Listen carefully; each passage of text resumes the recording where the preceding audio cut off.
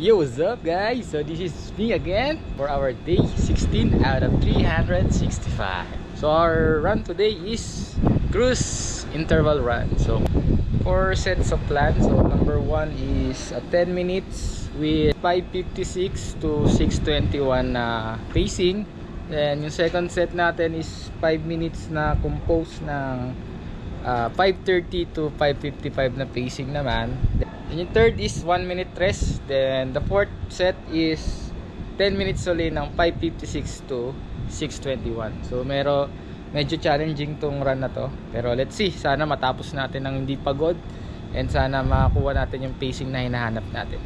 Let's go. Let's run! First 10 minutes done. Current speed 5:44. Let's go. 5 minutes naman. Second set done. 5 minutes yon na 5:40 ang pacing natin.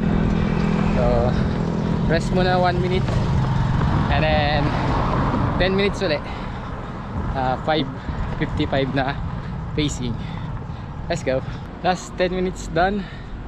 Current time natin 5:04 I think.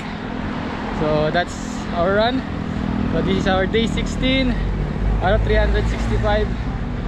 So tapusin ko na ng 5k to, then tapos na itong run na to.